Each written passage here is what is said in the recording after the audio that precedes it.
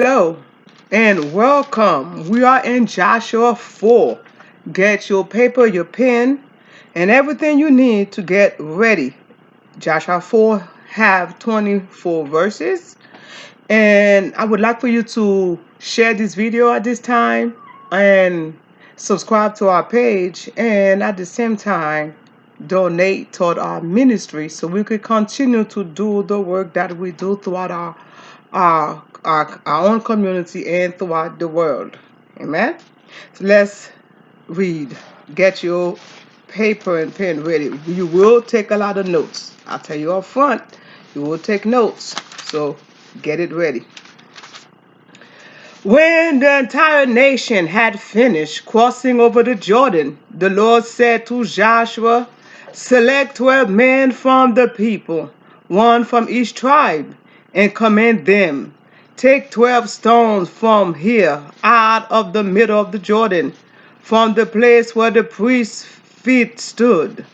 Carry them over with you, and lay them down in the place where you camp tonight." Then Joshua summoned the 12 men from the Israelites, whom he had appointed, one from each tribe. Joshua said to them, "Pass on before the ark of the Lord your God into the middle of the Jordan, and each of you take up a stone on his shoulder, one from each of the tribe of the Israelites." 6. So that this may be a sign among you when your children ask in time to come, "What do these stones mean to you?" Then you shall tell them that the waters of the Jordan were cut off in front of the ark of the covenant of the Lord when he crossed over the Jordan, and the waters of the Jordan were cut off. So these stones shall be to the Israelites a memorial forever. Verse 8. The Israelites did as Joshua commanded. They took up 12 stones out of the middle of the Jordan, according to the number of the tribe of the Israelites. As the Lord told Joshua, carry them over with them to the place where they camped, and lay them down there. Joshua set up 12 stones in the middle of the Jordan, in the place where the feet of the priests buried the ark of the covenant had stood, and they are there to this day. Verse 10. The priests who bore the ark remained standing in the middle of the Jordan until everything had finished that the Lord commanded Joshua to tell the people. According to all that Moses had commanded Joshua, the people crossed over in haste. As soon as all the people had finished crossing over, the ark of the Lord and the priests crossed over in front of the people. The Reubenites, the Gadites, and the half tribe of Manasseh crossed over armed before the Israelites, as Moses had ordered them. About 40,000 armed for war crossed over before the Lord to the plain of Jericho for battle. 14. On that day the Lord exalted Joshua in the sight of all Israel, and they stood in awe of him, as they stood in awe of Moses all the days of his life. The Lord said to Joshua, "Command the priests who bear the ark of the covenant to come up out of the Jordan." Joshua therefore commanded the priests, "Come up out of the Jordan." When the priests buried the ark of the covenant of the Lord came up from the middle of the Jordan, and the sole of the priest's feet touched dry ground, the waters of the Jordan returned to their place and overflow all its bank as before. 19. The people came up out of the Jordan on the 10th day of the first month, and they camped at Gilgal on the east border of Jericho. These 12 stones which they had taken out of the Jordan, Joshua set up at Gilgal. 21, saying to the Israelites, when your children ask their parents in time to come, what do these stones mean? Then you shall let your children know Israel crossed over the Jordan here on dry ground. 23. For the Lord your God dried up the waters of the Jordan for you until you cross over, as the Lord your God did to the Red Sea, which he dried up for us until we cross over. 24. So that all the people of the earth may know that the hand of the Lord is mighty, and so that you may fear the Lord your God forever. Okay. Whew. We're gonna talk about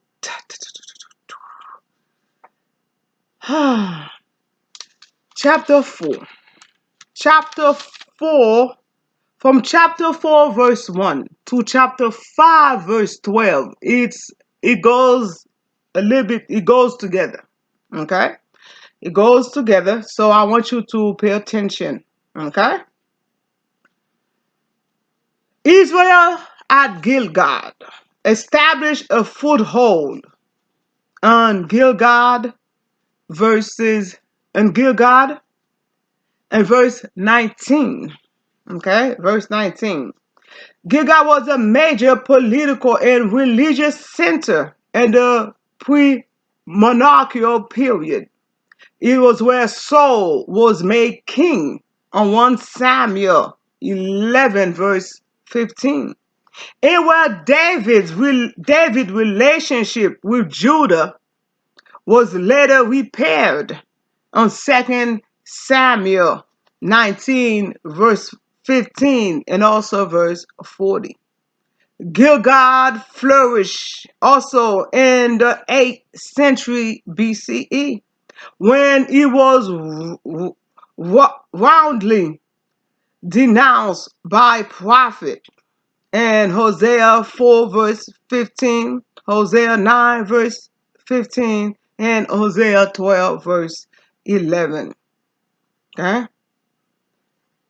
It is perhaps to be identified with a very small site named Kebet el Merjir, about 1 mile north of Jericho. Okay?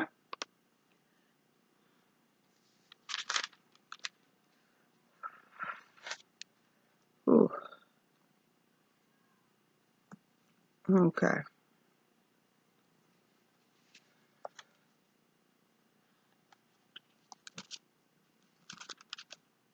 Let me continue.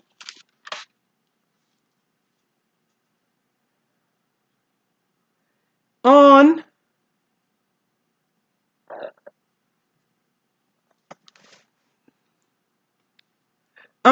verse 1. Verse 1. When the entire nation had finished crossing over the Jordan, the Lord said to Joshua. Okay? Verse 1 to 9 talk about a commemorative stones. Right? And verse 11 repeats words from verses and from chapter 3, Joshua 3 verse 17. Huh?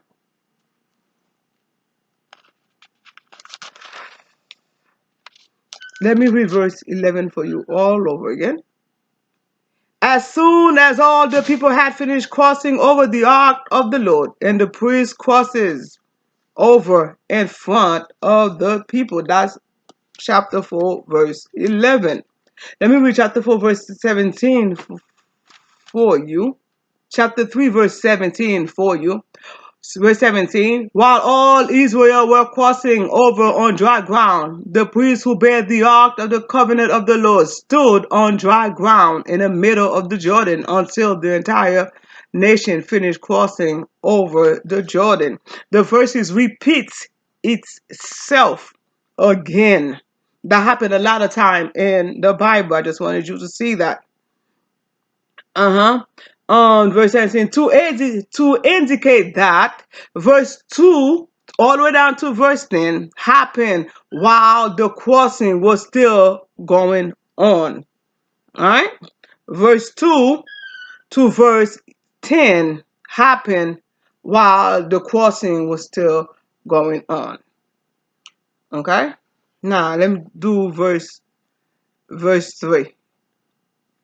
The stones are temporarily deposited in the camp, but will be set up permanently at Gilgal in verse 20. Okay? At Gilgal, he said, those 12 stones which they had taken out of the Jordan, Joshua set up in Gilgal. Gilgal will be their permanent, will be the place where they will be at. Now,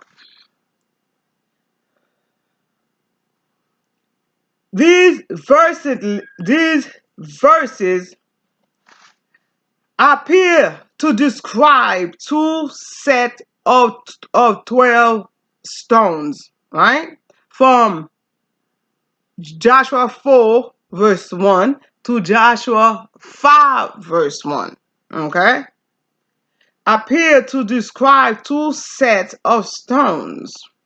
The first set carried from the east bank to midstream would be underwater and not visible, but would provide firm footing for Levites carrying the sacred ark.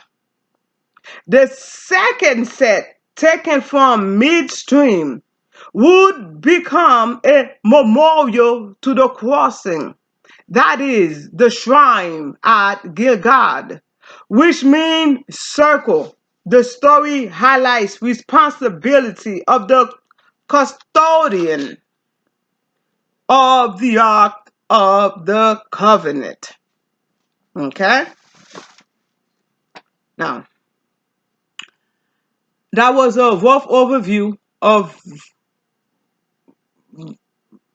Joshua 4 verse 1 to Joshua 5 verse 1. Now let's continue on with the individual verses. And verse 6 to 7. 6 to 7. So that this may be a sign among you when your children ask, in time to come, what do those stones means to you? Then you shall tell them that the waters of the Jordan were cut off in front of the ark of the covenant of the Lord. When it crossed over the Jordan, the waters of the Jordan were cut off. So these stones shall be to the Israelite a memorial forever. Okay? A memorial forever. Now, the stones memorialize the crossing for future generation, right? Compare to Deuteronomy 6, verse 20 to 25. Let me read Deuteronomy 6 for you.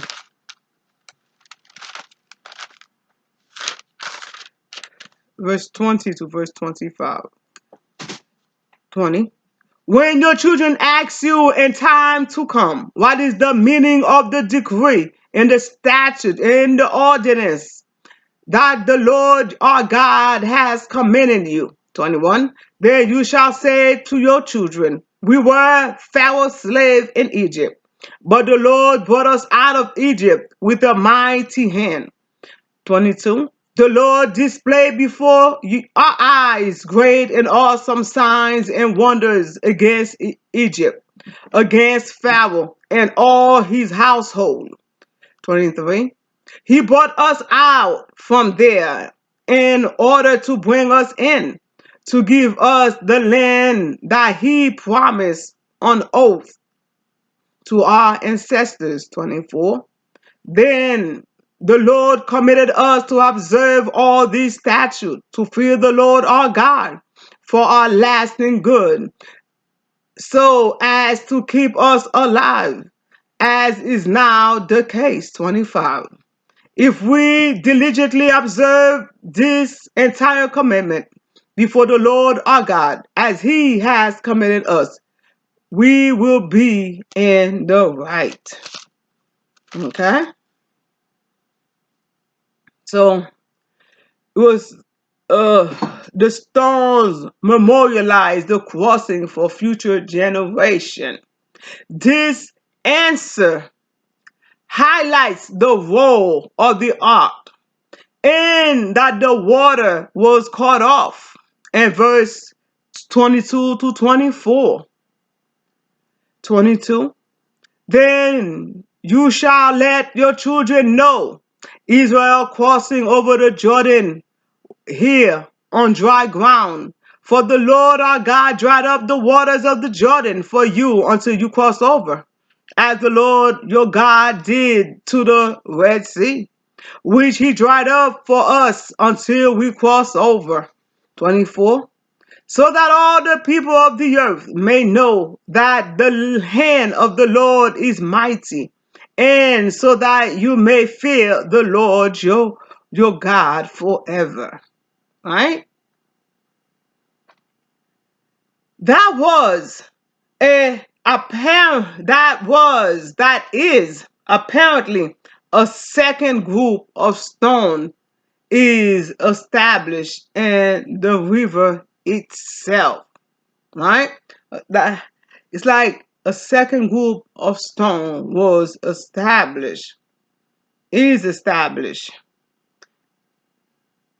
in the river itself. Now, let's do verse 12. Let's do verse 12. Verse 10 to 24 talk about the crossing is completed, the crossover. In verse 11, it said the action of the crossing, it picked up again. It picked up again from verse 1. Okay? It's picked up again from verse 1. Let me do. As soon as all the people had finished crossing over the ark of the Lord, and the priests crossed over in front of the people. Right? The verse 1 they started, and verse 11 they crossed over. Okay? Verse 12 to 13. The Reubenites, the Gadites, the half tribe of Manasseh crossed over before the Israelites as Moses had ordered them. About 40,000 armed for war crossed over before the Lord to the plain of Jericho for battle. Okay? Particular mention of the eastern tribe emphasized that all Israelites engaged in the conquest together. A motive also present in Deuteronomy 3, verse 18 to 20. Let me read Deuteronomy 3 for you.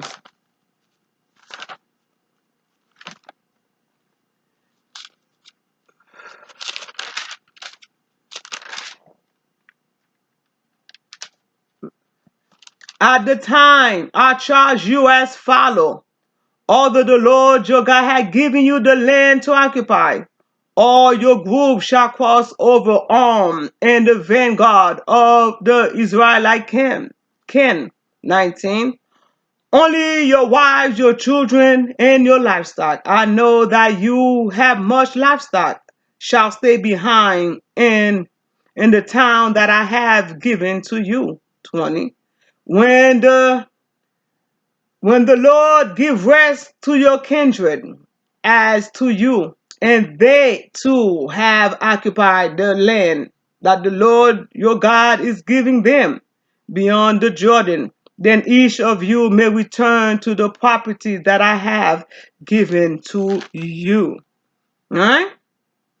That is the reason why the Reubenites, the Gadites, and the half tribe of Manasseh were armed up.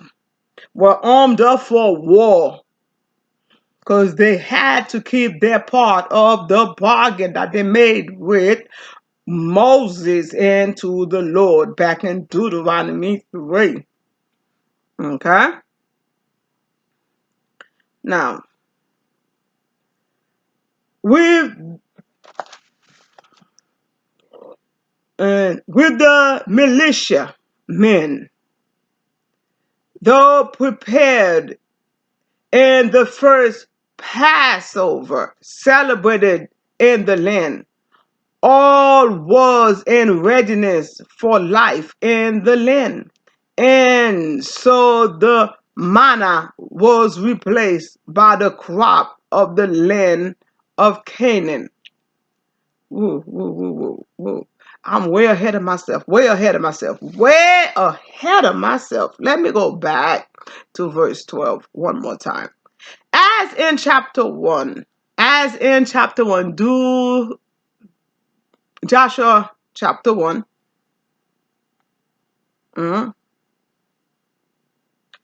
The Transjordan tribe were the only one specified. Verse 13. 40,000 better 40 muster unit, approximating perhaps 400 as a more probable total, for verse 13, 40,000. Okay?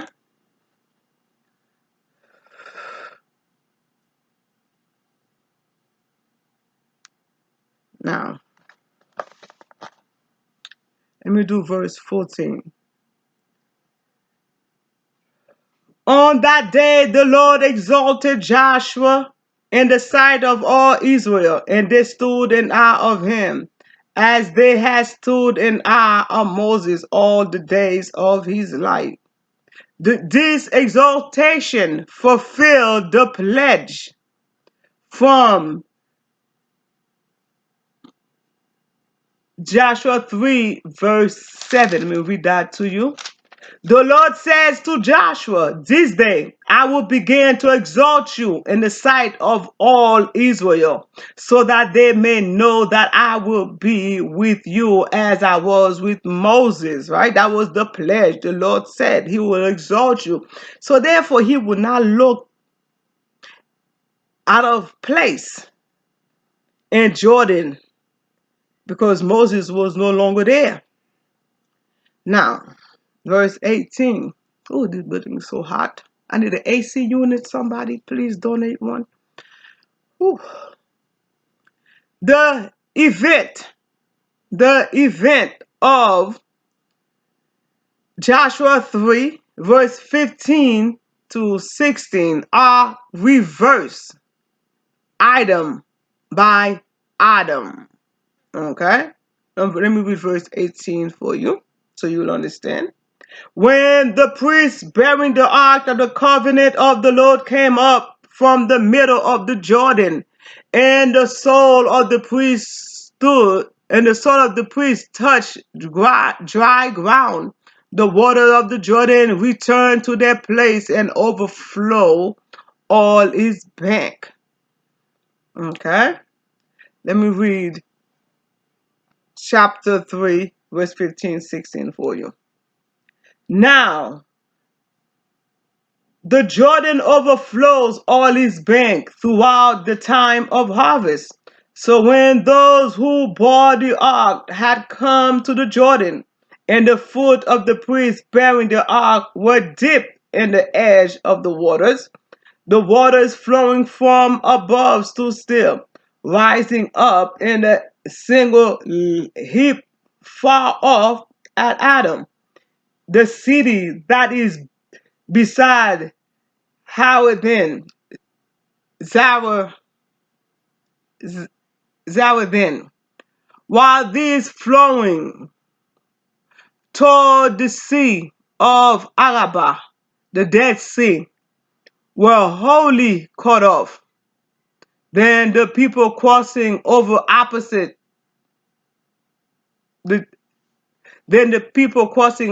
opposite Jericho. Okay? Now let me do verse 19. Ooh. The people came up out of the Jordan on the 10th day of the first month, and they camped at Gilgal on the east border of Jericho. Verse 19. The date pointed forward to Passover, in Joshua 5, verse 10. Remember, I told you the verse chapter 4 to chapter 5 will link up a little bit. Okay, this is part of it. Okay. While the Israelites were camped in Gilgal, they kept the Passover in the evening, and the 14th day of the month, in the plain of Jericho.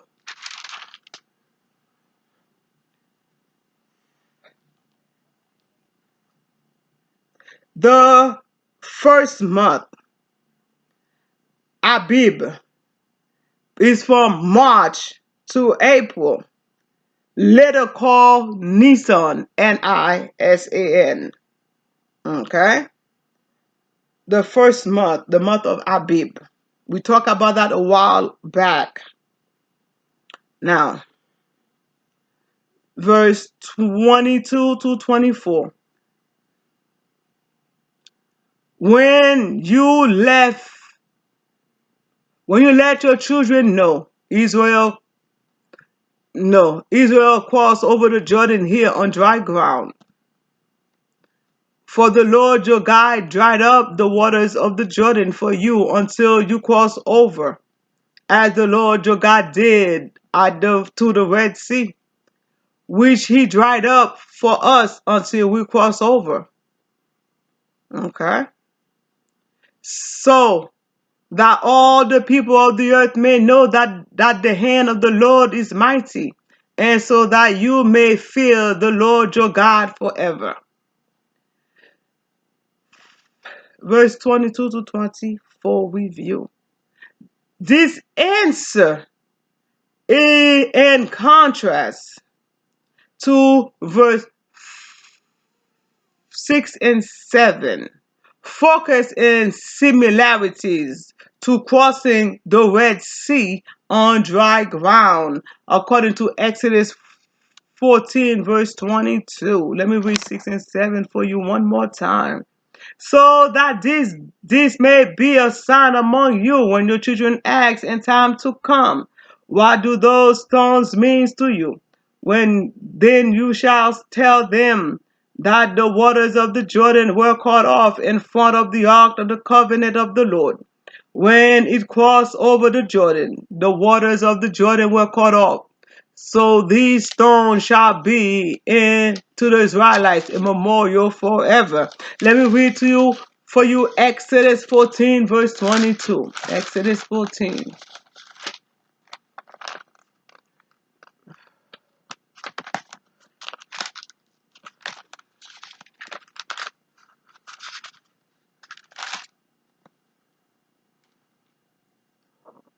Verse 22. The Israelite went and to the sea on dry ground, the water forming a wall for them on their right and on their left. All right? He's comparing it to the Red Sea. Whew.